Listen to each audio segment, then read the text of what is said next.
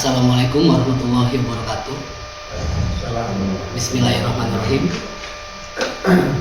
Banten tidak lahir dari nol di pesisir utara. Jauh sebelum menara Masjid Agung Banten berdiri, jantung kehidupan wilayah ini berdenyut di hulu sungai. Itulah Banten Girang, sebuah kota berperadaban yang menjadi saksi bisu pergeseran kekuasaan dari peradaban Sunda menuju era baru.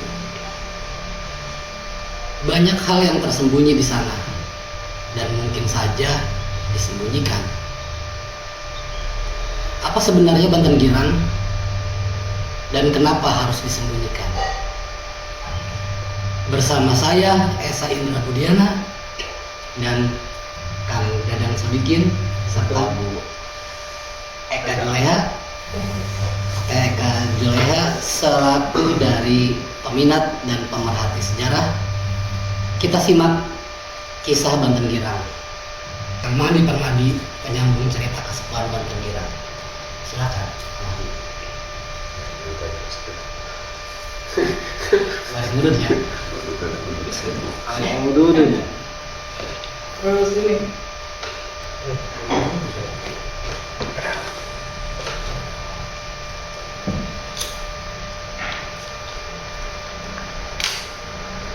Mugi dari cerita menyeritakan tentang Banten, lanjut ke Banten Girang itu mau dibuka tentang Mas kami nyampaikan ke ranah Sunda Mas. Alhamdulillah wa syukurillah wala haula wala quwata illa billah. Semoga apa yang saya ungkapkan yang menjadi dasar Banten bagi seluruh masyarakat, khususnya masyarakat Banten dan umumnya,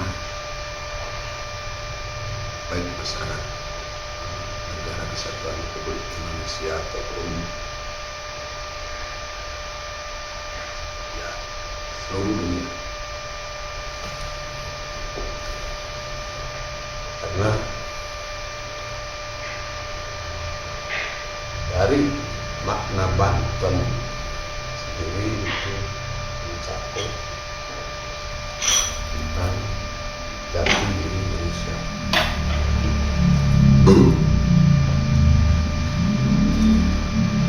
Dari persepsi makna Banten, ya banyak orang yang menafsirkan dengan berbagai macam kriteria ataupun tafsir.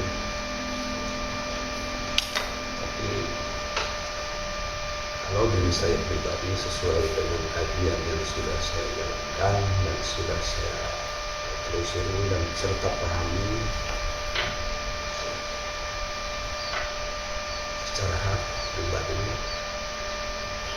bukan dari cerita ataupun ungkapan orang lain.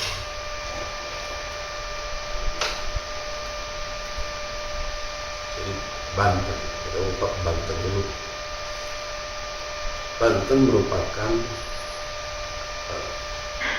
terdiri dari kata ba, nun, ta, nun. Arti kata ba di sini itu menerangkan tentang jati diri Allah Subhanahu wa Ta'ala yang menciptakan seluruh alam dan semua. Dari nun ditetapkan sebagai kesempurnaan penciptaan. Kalau menetapkan itu makna dari manusia, nas. Dari tak, dari manusia itu sendiri Allah menciptakan antara Adam dan Hawa. Kembali ke nun terakhir, kembali ke perjalanan manusia.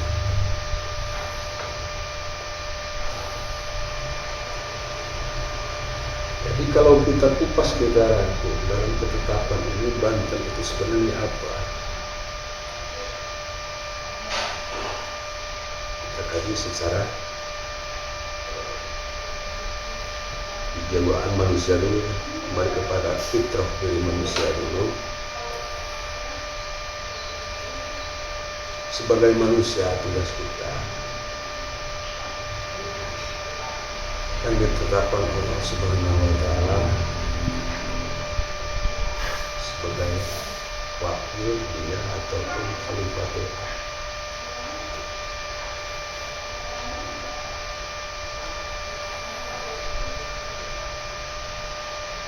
Nah, kenapa terjadi proses Banten ini berada?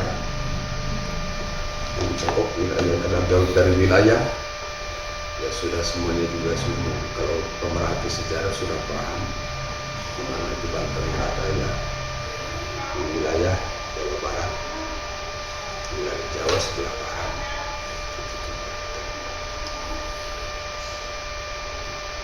Keberadaan Banten berada di ibu kota di kota Serang, ujung Jawa.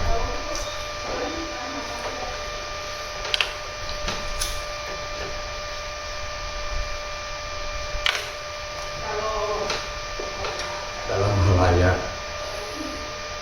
pribadi kebanyakan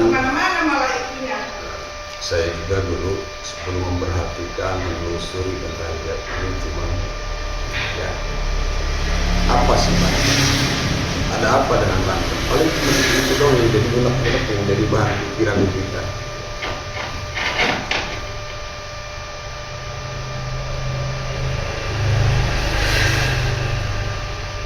Terjadi pada tahun 2002 saya duduk di wilayah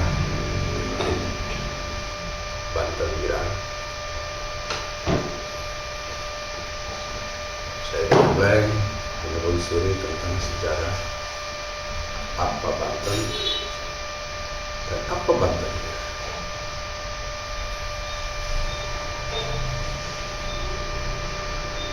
Dari penelusuran itu baru kita ketahui tentang tadi yang saya bukakan, dan saya akan ungkapkan atas bahan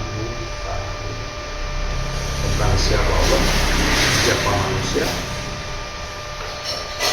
dan apa yang menjadi ketetapan diri manusia.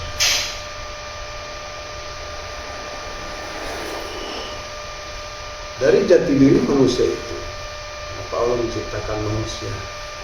Kita harus lihat,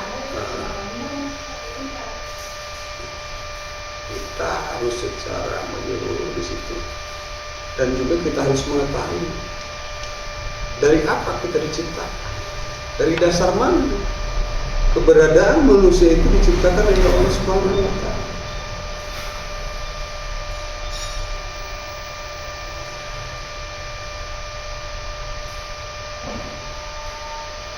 Kita juga harus memahami di sini Allah tidak mungkin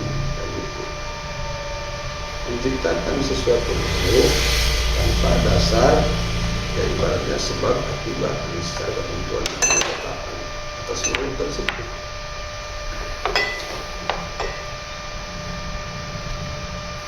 Banten berdiri di sini di wilayah Sunda. Dapat dengan Sunda. Sun bisa diartikan dengan kata cahaya. Da itu abadi, jadi cahaya abadi. Ada apa Banten dengan keterkaitannya dengan Sunda? Karena yang punya cahaya abadi itu yang semata-mata Allahu Rabbi. Yang dari atas nurnya tersendiri, dari atas cahayanya tersendiri, Allah menciptakan nur Muhammad yang diperjalanan sebagai kerasulannya, hingga terbentuk, dan Allah dari perjalanan tersebut Allah baru ya ibaratnya membentuk satu sosok kesempurnaan penciptaan yang disebut nur manusia.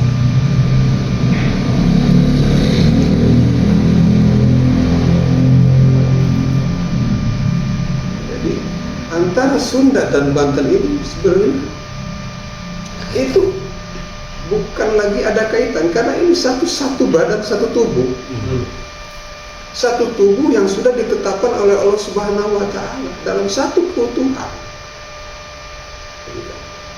Baik itu wilayah ataupun jati diri makhluk, antara yang disebut tadi nas manusia dan itu jadi satu keutuhan.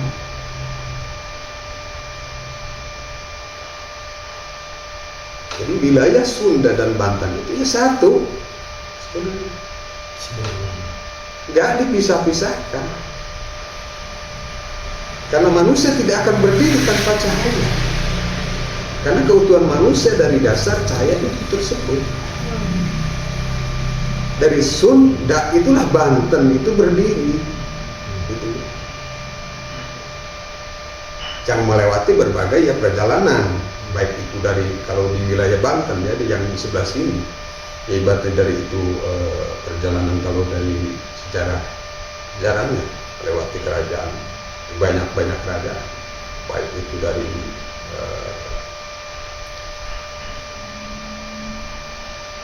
zaman ya ibaratnya Ramayana, nyambung ke Ramayana ya itu pun yang kesininya kan ibaratnya kan, karena peradaban Sunda itu tidak bisa dibatasi dengan itu, karena itu lebih tinggi, lebih jauh, lebih awal.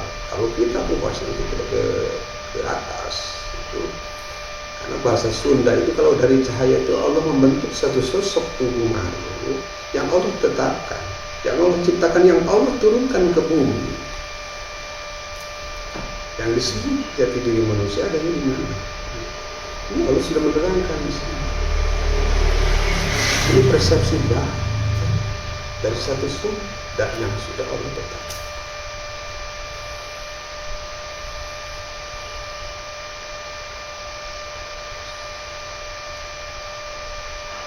Sebenarnya Allah menciptakan ini Banten seperti halnya ataupun itu Indonesia, itu kalau dari makna yang sudah ditetapkan. Banten dan Indonesia itu satu batang tubuh. Karena Indonesia itu Indonesia, rujuk bahasa Sunda. Indonesia. Ya. Indonesia adanya di Tak antara Adam dan Hawa, itu dari situ jati diri manusia. Dari Nuh berjalan. Ya. Allah menciptakan Hawa dari tulang rusuk. Maksudnya bukan tulang rusuk, sebenarnya bukan. Itu hanya kias kalau dibahas dari itu sebenarnya kias. Karena itu belahan jiwa sebenarnya. Antara Indonesia ataupun Banten, satu percaya antara Banten dan Sunda itu satu batang tubuh yang tidak bisa dicerai-berai. Karena bila Banten dan Sunda itu tercerai, itu sudah ada tidak ada, ibaratnya manusia itu sudah dalam kegelapan.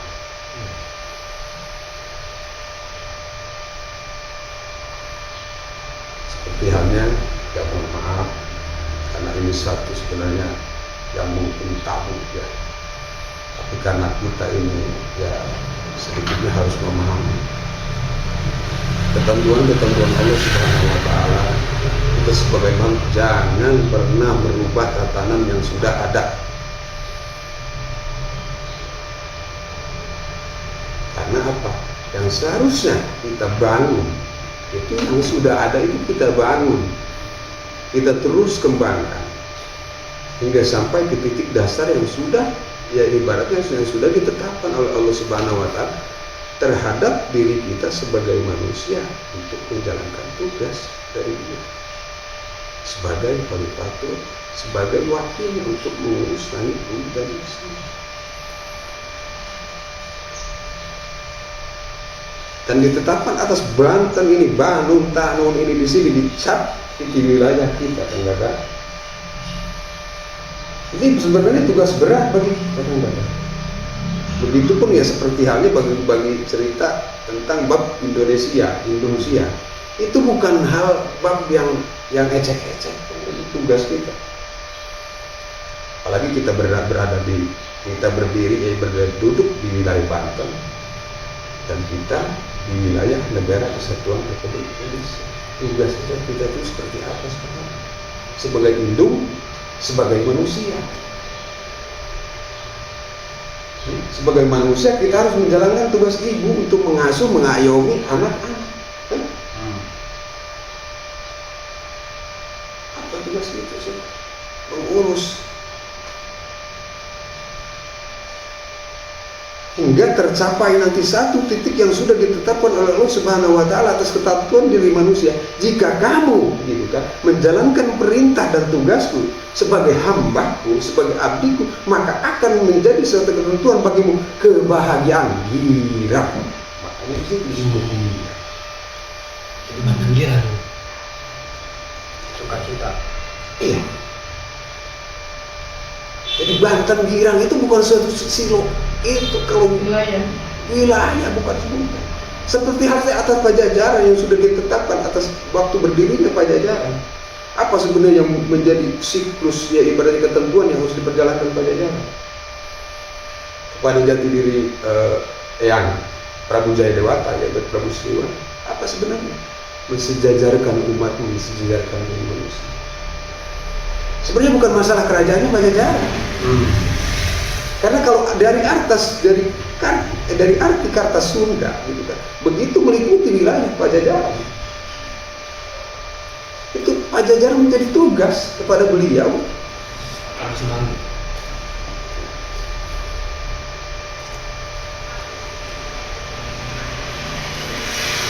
Jadi kan yang jadi bahan kajian kebanyakan kan orang yang memperhatikan sejarah itu kan cuma sebatas di sejarah ataupun ya mungkin merhati jati diri orang seorang pelaku tanpa mengkaji apa sih tugas di jati dirinya. Sebenarnya apa yang Allah tetapkan atas diri setiap makhluk itu seperti apa?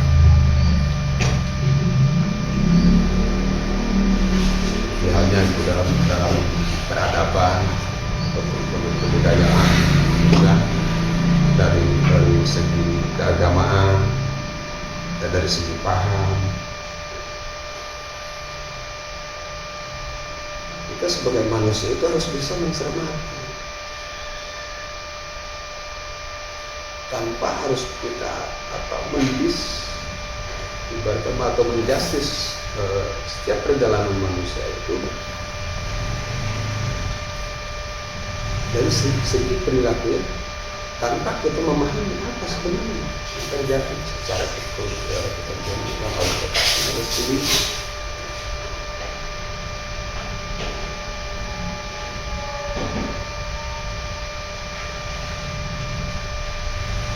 Jadi apa kita berada di wilayah Banten,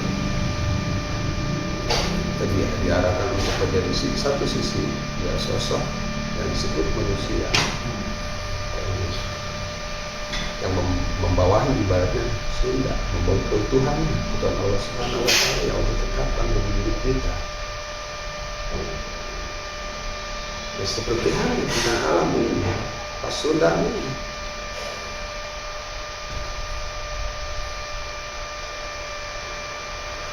Mungkin kan banyak yang mengklaim ataupun orang yang di wilayah di Jawa sebelah barat ataupun ya ke arah timur ya bukan dari wilayah Banten ini. Sunda itu kan yang meliputi cuma sekitar wilayah ya ibaratnya Parahyangan. Ini. Padahal kalau kita Parahyangan dari Sangyang dari Sangyang Sirah kita ini kan Parahyangan sebetulnya menjadi dari Parahyangan itu dari kata Sangyang. Dari sang itu Allah menetapkan wilayah kalau menetapkan atas Jawa ini gitu kan dari Sangyang Sirah sampai Sangyang Dampak dari ujung barat sampai ujung timur. Dari Sunda. Di mana sebenarnya titiknya?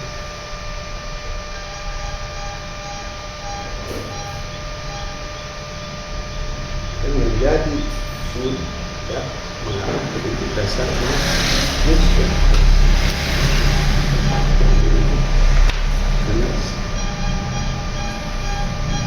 Kalau dalam struktur wilayah yang struktur ke sini, ya memang seperti itu. Pasundan itu adanya di sebelah Jawa bagian barat, sebelah timur. Sebenarnya atau kita kira orang Sunda, udah Jawa. Karena peradaban Jawa ke sini. Kenapa kita di daerah Serang ini ibaratnya di daerah Serang? Kenapa ada bahasa Jawa? Saya juga gak ngerti. Karena saya ini berangkat dari orang Ciamis.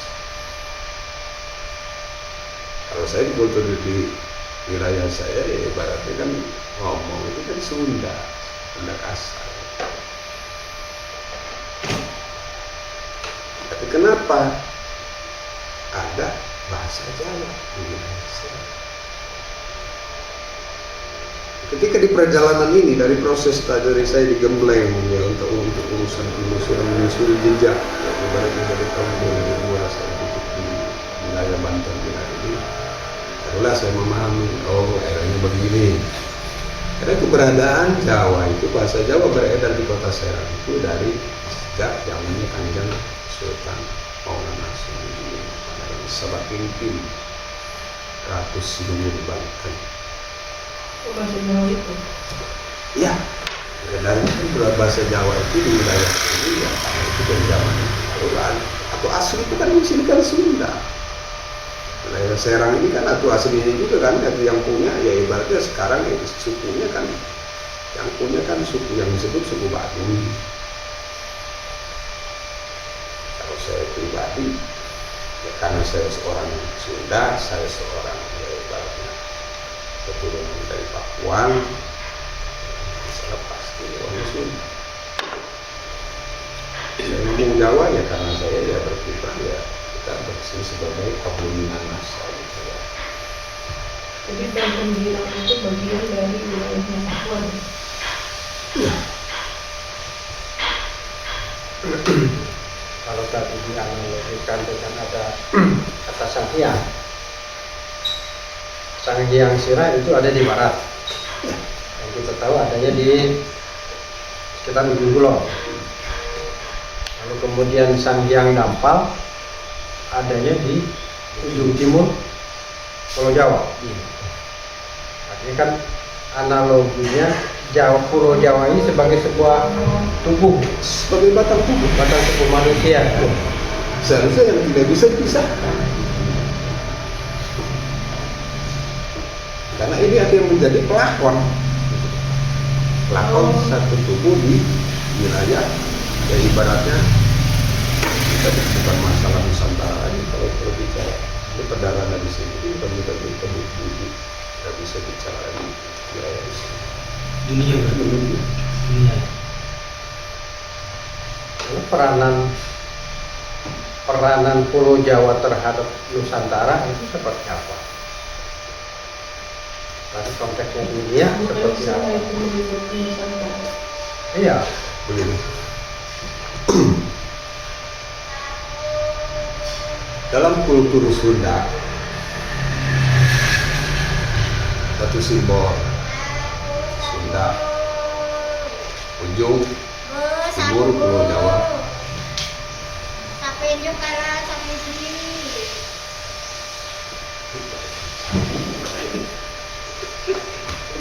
Ayah Iqbal. Lewat. lalu jadi kalau dianalogikan batang tubuh manusia, sekujur awak lah gitu ya. Ada Sanghyang Sira. Kalau kita runut misalnya, ada sirah hulu, kepala, ada leher, ada dada, ada perut atau bujang, ada terus mungkin juga ada Sanghyang Tuur, ya kan? Sanghyang Dengkul. Nah, Sanghyang Tikoro kan jelas misalnya di sekitaran Purwakarta di situ kan, Sukabumi, mungkin Purwasuka itu. Purwakarta, Sukabumi. Lalu kemudian Sang Hyang Dampal itu di bagian Jawa bagian timur. Itu kira-kira di mana?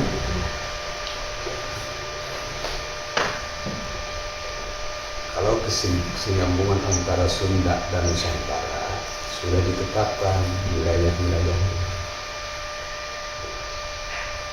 di ujung timur Lombok itu Sunda kecil, ya kan? Dan di pilihan jaya Papua Nugini itu ada Sunda besar. Itu sudah menjadi kaya, bukan rahasia umum. bukan rahasia umum. Nggak bisa bisa ditelusuri sekarang. Masih dengan Itu Sunda sudah- lain itu. Itu sudah bisa. Sudah tidak bisa sebenarnya sudah tidak bisa diganggu untuk mengklaim wilayah Sunda. Terus orang lain mau bicara apa? Dan dari ujung ke ujung itu wilayah Sunda. Untuk wilayah Indonesia ini udah menjadi satu batang tubuh. Karena begini, dari Sang Hyang, ini simbol 5 yang berdiri. Waduh. Nah, sebelum ke situ mungkin Sang Hyang itu maknanya apa sih?